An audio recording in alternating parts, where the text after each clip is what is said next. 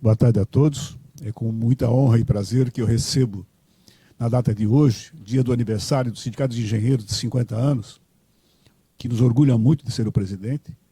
Aqui o presidente do CREA, o engenheiro Kita, a Tamara, presidente do Sindicato das Empresas de Consultoria da Engenharia, que representa mais de 2.500 empresas em Santa Catarina, e o Wagner Sandoval, que é presidente da CEOPS, a Associação dos Empreiteiros das Obras Públicas. Ou seja, estamos muito bem representados na engenharia de Santa Catarina para discutirmos um assunto por demais interessante.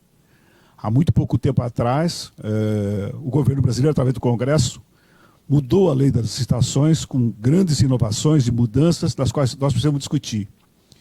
E graças ao empenho do diretor financeiro e da equipe do SENGE, o diretor financeiro Carlos Abraham e a equipe do SENGE, fizemos um projeto, aprovamos esse projeto no CREA e recebemos então o direito de poder exercer hoje essa atividade de divulgação sobre essa lei. Para isso nós convidamos então o nosso grande jurista e advogado e nosso colega, o Joel Nibor, que vai nos agraciar com uma palestra sobre as mudanças dessa lei. Então eu queria agradecer a presença de todos, dizer que estamos orgulhosos de estar com vocês e muito mais orgulhosos de estar presidindo o SENGE nesse momento.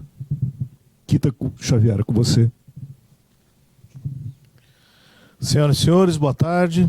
Satisfação que nós estamos aqui nesse evento sobre a licitação, falar sobre os reflexos da lei na engenharia, né? Um marco muito importante para nós, porque marca os 50 anos do SENGE. A gente já quer dar os parabéns ao presidente Howe, e também marca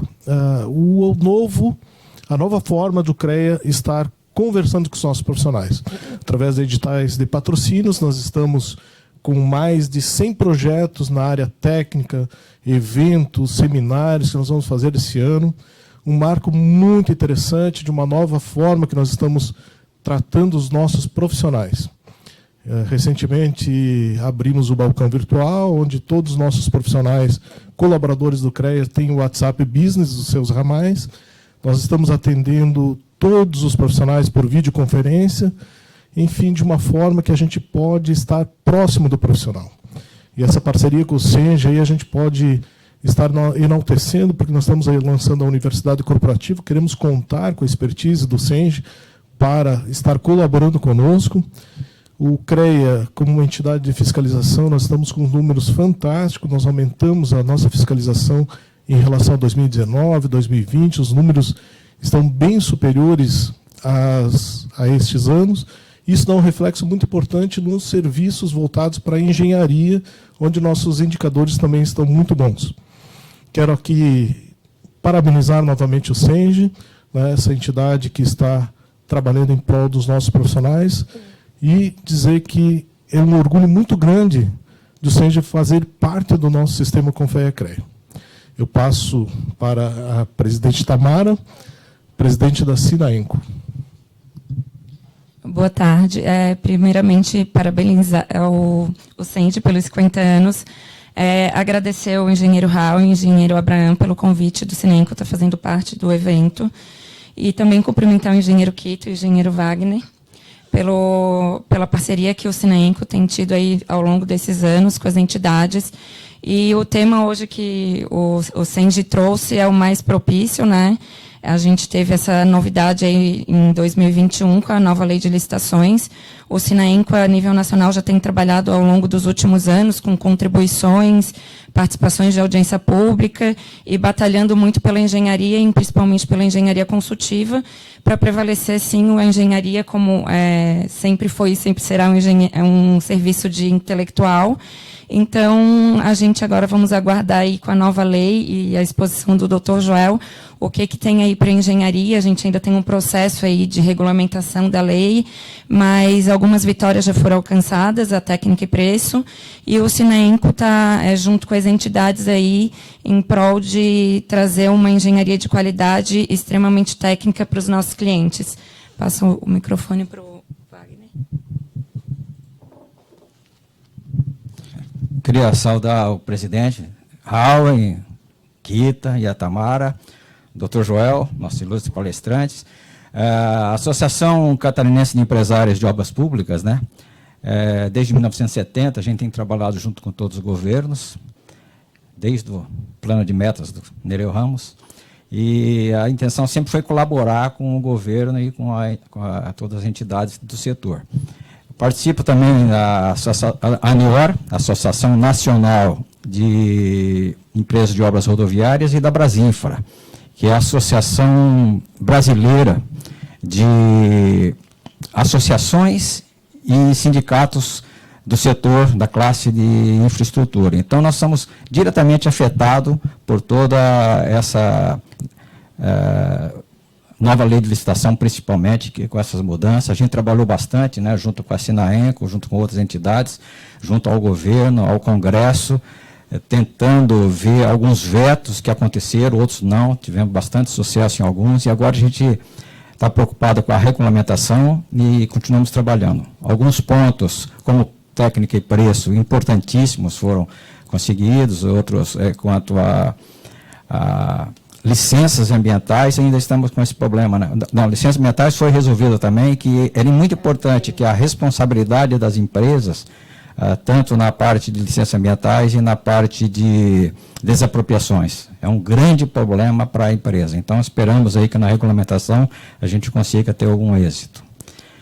Agradecer ao honroso convite de participar e estamos à disposição para a continuidade. Desejar ao Dr. Joel, vamos ouvi-lo com atenção para aprendermos, para saber lidar com o que nos espera. Muito obrigado. Meus amigos, boa tarde a todos vocês. Eu quero aqui parabenizar e cumprimentar os sindicatos de engenheiros de Santa Catarina, na pessoa do seu presidente, Howen, e também do nosso diretor, Carlos Bastos Abraham, diretor da Federação Nacional dos Engenheiros. E que assim cumprimentar todos os presidentes, todas as entidades aqui presentes. É um prazer estar aqui com vocês hoje. Eu gostaria também, rapidamente falando, até para dar oportunidade a nós ouvirmos as palestras que estão programadas, cumprimentar o engenheiro Joel Menezes, que vai falar sobre licitações, sobre a lei de licitações. Projeto esse que nós, da Federação Nacional dos Engenheiros, vimos discutindo com frequência e que os sindicatos de engenheiros de Santa Catarina têm propostas, têm discussões e vem acompanhando cada vez mais esse projeto. Quero também aqui dizer da nossa alegria de fazer parte da federação juntamente com esse sindicato combativo, sério, um sindicato que nós podemos assinar embaixo, um sindicato que traz a postura de competência, de vigor, de luta e de defesa pela engenharia e pelo engenheiro brasileiro. Eu quero saudar também, senhores todos, quero saudar e chamar vocês para a nossa engenharia unida. Dizer que somente unidos nós teremos sucesso na valorização profissional e na busca pelo protagonismo da engenharia brasileira. Vamos juntos, meus amigos, vamos juntos fazer a nossa engenharia unida crescer e fortalecer. Um bom evento a todos vocês.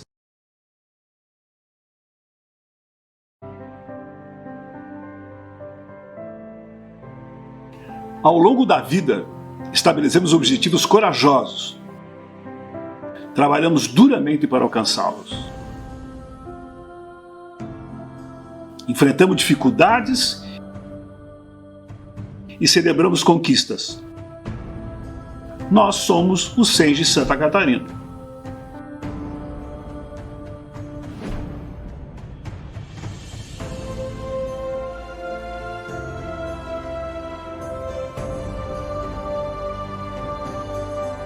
Nesses 50 anos de história, passamos por muitas lutas, onde cada um de nossos ex-presidentes deixou um grande legado.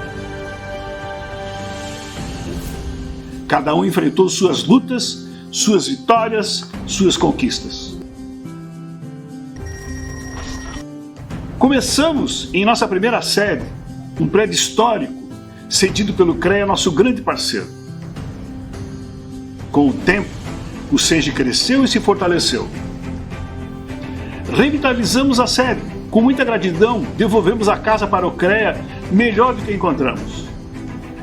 Com recursos próprios, compramos uma nova sede, uma estrutura moderna, pronta para atender e representar melhor os nossos associados.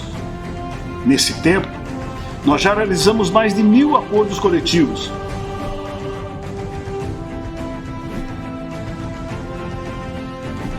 garantindo direito aos engenheiros, benefícios como banco de horas, reposição da inflação, plano de cargo e salários, plano de demissão incentivada e a garantia do salário mínimo profissional.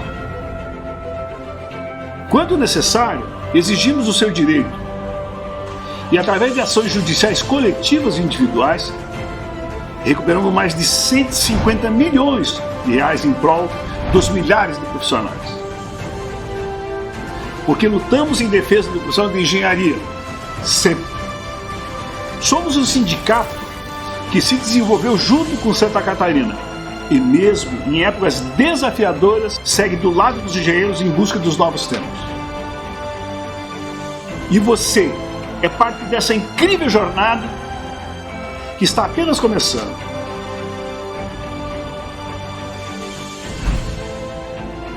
Seja em Santa Catarina 50 anos em defesa do profissional da engenharia. Juntos somos mais fortes.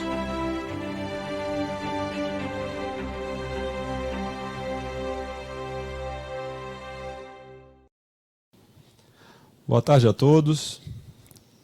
Eu gostaria, antes de tudo, agradecer o convite para participar desse evento de comemoração dos 50 anos do Sindicato dos Engenheiros de Santa Catarina. Para mim é uma grande satisfação, uma honra, e especialmente nesse momento de tanta mudança, né, de transição em relação às obras e os serviços que são prestados pela administração pública ou à administração pública, em razão do advento da nova lei de licitações, a Lei 14.133, que, enfim, que traz muitas novidades, um cenário novo em relação aos contratos de obra e serviços de engenharia perante a administração pública. E esse é o tema da conversa que eu vou ter aqui hoje com vocês, né? As licitações e os contratos, os reflexos da nova lei, da Lei 14.133, sobre as licitações e os contratos de obras e serviços de engenharia. Eu vou dividir minha apresentação em 3 grandes partes. Numa primeira parte introdutória, eu vou falar alguma coisa muito rápida, muito breve, fazer uma breve introdução sobre a nova lei, a Lei 14.133. Na segunda parte, eu vou destacar alguns aspectos das licitações de obras e serviços de engenharia da nova lei, que eu acho que são importantes, que repercutem nas licitações de obras e serviços de engenharia. E na terceira parte eu vou destacar alguns aspectos dos contratos de obras e serviços de engenharia, algumas das novidades da Lei 14.133. Pois bem, Paulo, pode botar o slide, por favor. A Lei 14.133, ela foi aprovada em dezembro pelo Congresso Nacional e ela foi publicada, e a partir de então passou a ter vigência, foi publicada em 1º de abril desse ano e a partir de então passou a vigorar. Então nós estamos assim nos primeiros momentos, nos primeiros meses de aplicação da nova lei de licitações e contratos. Estamos dando os primeiros passos em relação a essa nova lei de licitações e contratos. Nesses últimos meses, eu tenho ouvido muito falar, tenho me deparado muito com a seguinte conversa, com a seguinte discussão. A lei é boa? A lei é ruim? Essa lei vai ajudar? Ela é positiva? O Congresso Nacional fez um bom trabalho com essa nova lei de licitações e contratos? Isso tem dividido opiniões. Alguns gostam bastante da nova lei, outros médio, outros não gostam. Eu sou daqueles que não apreciou muito, não venho apreciando muito essa nova lei de licitações e contratos, não. A minha avaliação não é muito positiva a respeito dela. Por quê? Por que eu não gosto dessa nova lei de licitações e contratos? Eu queria explicar para vocês e contextualizar o meu raciocínio. Nós temos lá a 8666/93, a lei 8666/93, que nós aplicamos aí por décadas. E parece que há um consenso, né, já de um bom tempo, que a lei 8666/93 não serve. Daí por que uma nova lei de licitações e contratos, para substituí-la? Porque se a Lei 8666/93 servisse, a gente continuaria com ela. Se houvesse um outro problema pontual no 8666/93, bastaria fazer alterações pontuais na Lei 8666/93. Qual a razão para substituir a Lei 8666/93 por uma outra lei novinha em folha? Né? É porque a 8666/93 não serve. Há algum defeito, há algum problema muito sério na Lei 8666/93. Esse é o pressuposto. E qual o grande problema, qual o grande pecado da Lei 8666/93? Bom, há diversas leituras sobre isso, mas a minha leitura é que o grande problema da Lei 8666/93 é de concepção, é de modelo. A Lei 8666/93, isso em razão de todo um processo histórico de formação dela, aquela época, início da década de 90, Collor, enfim, de uma série de coisas. Mas a Lei 8666/93, ela segue um modelo excessivamente burocrático, excessivamente formalista, excessivamente engessado e excessivamente desconfiado. Esse, na minha percepção, é o grande problema da Lei 8666/93, o grande pecado dela. É o modelo que está errado. Então, pessoal, se a gente vai fazer uma nova lei de licitações e contratos, porque a Lei 8666/93 não serve, não pode ser aproveitada, a nova lei de licitações e contratos, ela não deveria reproduzir o mesmo modelo da Lei 8666/93, que, repito, pelo menos na minha concepção, é o grande pecado da Lei 8666/93, o grande defeito dela. E o problema é que essa lei 14.133, no final das contas, ela reproduziu o mesmo modelo, excessivamente burocrático, excessivamente formalista, excessivamente engessado e excessivamente desconfiado da Lei 8666/93. Talvez até tenha agravado esse problema, essas características. Eu vou apresentar a vocês alguns dados assim ligeiros, mas que indicam isso, sinalizam nesse sentido. A Lei 8666/93 tem 126 artigos. Essa lei, a 14.133, tem 194 artigos. Ou seja, ela é mais longa, ela é maior. Se você contar as palavras, o Word conta, não contei evidentemente, mas o Word conta, a Lei 8666/93 tem alguma coisa em torno de 29 mil palavras. A Lei 14.133 tem 41 mil palavras. Repito, ela é muito mais extensa, ela vai muito mais em pormenor, ela é muito mais detalhada do que a Lei 8666/93. Ou seja, ela é burocrática, ela é amarrada, ela é engessada, tudo está ali em detalhe, em pormenor, é aquele mesmo ranço, aquele mesmo... Sabe, você olha para a Lei 14.133, olha para ela assim no todo, ela tem um jeitão de 8666. Ela tem um jeitão, parece sabe assim, aquele irmão mais novo que tem o mesmo jeito de andar? Ela é muito parecida na sua essência, na sua concepção com a Lei 8666/93, e é isso que eu não gosto dela.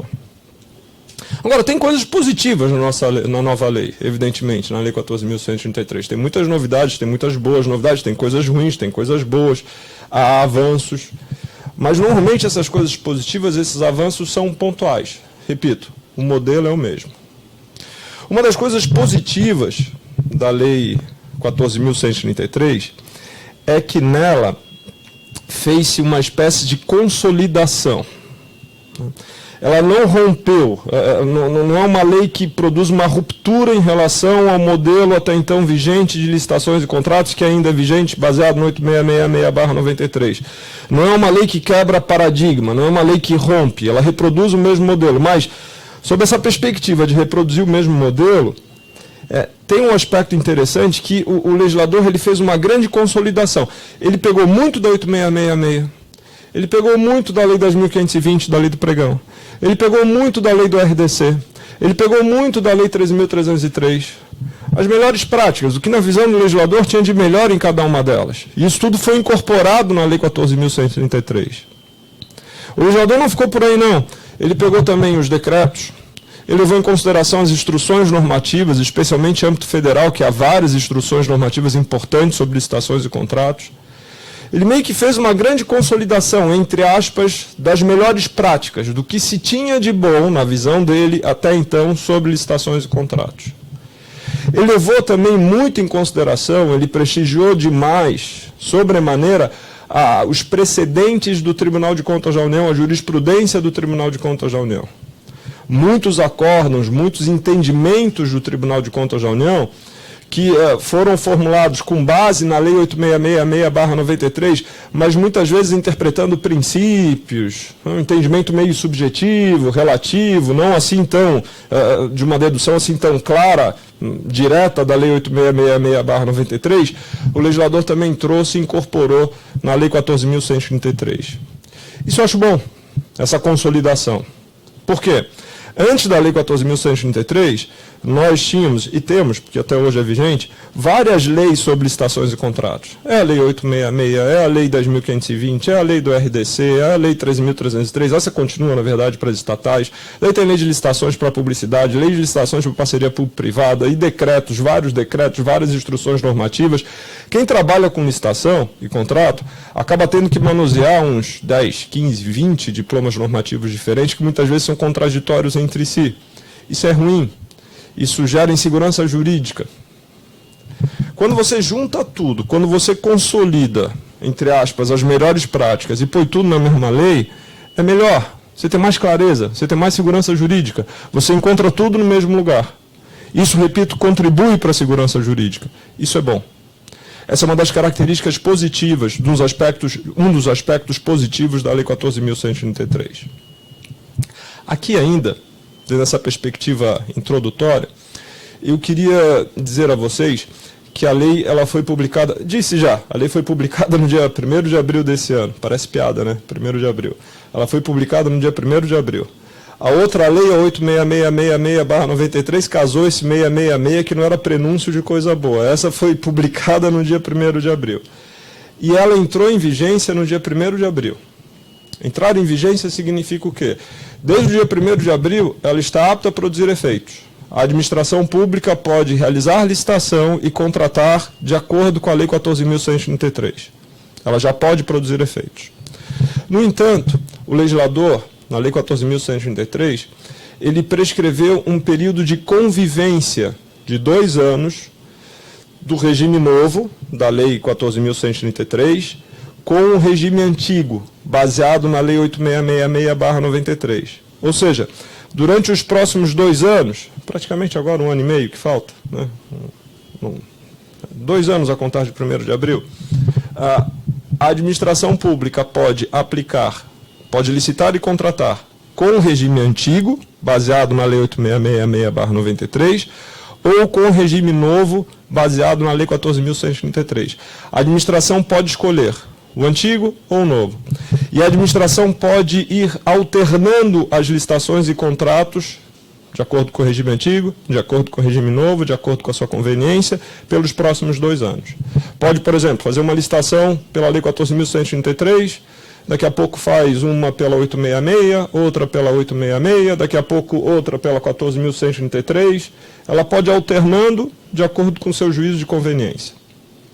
Ela não precisa, não se exigiu dela que ela, você tem 2 anos para continuar aplicando a Lei 8666/93 e a partir de um dado momento, dentro desses 2 anos, quando você passar a adotar a Lei 14.133, dali para diante é só a lei nova. Não. O que o legislador previu foi uma espécie de test drive alongado, assim, uma transição suave. Nos próximos 2 anos, a administração escolhe. Ora licita e contrata pelo regime antigo, ora licita e contrata pelo regime novo. Isso tem aspectos positivos e negativos. O positivo, como eu falei, é que ele possibilita uma transição tranquila por parte da administração pública, suave. Ela vai experimentando a lei nova, vai se adaptando aos poucos com a lei nova. Ela vai realizando algumas licitações, aprendendo, ganhando experiência. Ela tem um bom tempo, 2 anos, e ao final dos 2 anos, daí sim ela é obrigada a só utilizar a lei nova. Esse é o aspecto positivo. É uma transição suave. O aspecto negativo é que durante esses 2 anos é provável que haja muita confusão entre os 2 regimes, porque ao mesmo tempo a administração pública não que ela vá fazer isso, mas ela pode estar autorizada a utilizar os dois regimes. Ora promove uma licitação de um jeito, ora promove uma licitação do outro. Imagina uma comissão de licitação que tem uma licitação para abrir às 2 horas da tarde e outra às 4 horas da tarde. A licitação das 2 horas é pela 8666/93, a licitação das 4 horas é pela Lei 14.133. Imagina a confusão na cabeça dessa comissão de licitação. Eu acho que vai acabar embaralhando muito as coisas. E eu queria acentuar, o legislador, nesse período de convivência, nesses 2 anos, ele permite que se utilize ora um regime, ora outro. Você não pode combinar, você não pode fazer uma espécie de simbiose entre os dois regimes. Você não pode ter uma licitação que adote a Lei 14.133 e também, subsidiariamente, a Lei 8666/93 ou vice-versa. Ou é um ou é outro. Acho que isso pode causar muita confusão e já vem causando. Então, de maneira geral, a Lei 14.133, ela é uma lei que segue o modelo da 8666/93, excessivamente burocrático, excessivamente formalista, excessivamente engessado e excessivamente desconfiado. Talvez um dos aspectos mais positivos, no entanto, da Lei 14.133 é que ela fez uma grande consolidação, entre aspas, das melhores práticas sobre licitações e contratos. Então, hoje você tem tudo num lugar só, na Lei 14.133, que é bem mais completa do que a 8666/93 e acaba com essa história de legislação esparsa, que causa muito conflito, muita contradição e muita insegurança jurídica. Há um período de convivência entre o regime novo, da Lei 14.133, e o regime antigo, marcado pela 8666/93. Nesses 2 anos, a administração pública tem a discricionariedade, ela pode optar por adotar um ou outro. O que ela não pode fazer é combinar os dois, nos próximos 2 anos. Ao final dos 2 anos, então, daí todo o regime antigo, baseado na Lei 8666/93, é revogado, e então, a partir desse ponto, é obrigatório só aplicar a Lei 14.133. Essas foram as minhas considerações iniciais sobre a lei. Na sequência, eu passo a tratar dos aspectos destacados das licitações de obras e serviços de engenharia de acordo com a Lei 14.133. Antes disso, no entanto, a gente vai ver mais um videozinho do sindicato. Vamos lá, Paula. Vivemos hoje um momento difícil por conta da Covid-19, mas você sabia que essa não foi a primeira pandemia pela qual nosso país passou? O século XX foi particularmente rigoroso com o Brasil. Passamos por diversas pandemias. E sabe por quê? Por causa da precariedade do nosso sistema de saneamento. Na década de 1960, nem 50% da população urbana tinha acesso à água tratada. Somente com a implantação do Plano Nacional de Saneamento, juntamente com as companhias estatais, conseguiu-se universalizar o abastecimento com água tratada nas cidades brasileiras, entre 1970 e 1985. Mas esse verdadeiro milagre do saneamento, alcançado em cerca de 5.000 municípios, se deu graças às companhias estaduais de saneamento, sem nenhuma participação privada. No seu plano de privatização, o governo federal tem a falsa expectativa de arrecadar 700 bilhões de reais em 10 anos e também tem como meta principal da campanha a universalização do saneamento básico até 2033. Sejamos realistas, essa meta é totalmente inatingível. Hoje, a prestação de serviços do saneamento básico do Brasil é feita da seguinte forma: 93% por empresas públicas e 7% por empresas privadas. Dessa pequena fatia atendida pelo setor privado, a maioria nunca atingiu um estado de universalização do saneamento básico. Ou seja, nem toda a população que está nessas regiões pelas quais o setor privado é responsável estão sendo atendidas. Um exemplo é a cidade de Manaus, capital do Amazonas, onde o sistema é privado há mais de 20 anos e continua com baixo índice de esgoto coletado, somente 12%. Cidades como Berlim, Paris e Buenos Aires já experimentaram esse modelo privatizante, e lá os serviços pioraram e a tarifa aumentou. Mas com a pressão da sociedade tiveram que restatizar o saneamento, ou seja, retornar ao modelo que o Brasil está abandonando. Por isso, temos que ter muito cuidado quando falamos de privatização do sistema de saneamento brasileiro. O desmonte das empresas públicas pode trazer sérios riscos à população, principalmente às pequenas e médias cidades e à população mais pobre. O Brasil não pode ir na contramão de um mundo civilizado. Nós somos sim a favor da melhoria na gestão do saneamento, mas jamais ao desmonte das principais empresas desse setor. Saneamento é saúde pública, e saúde não pode ser tratada como mercadoria.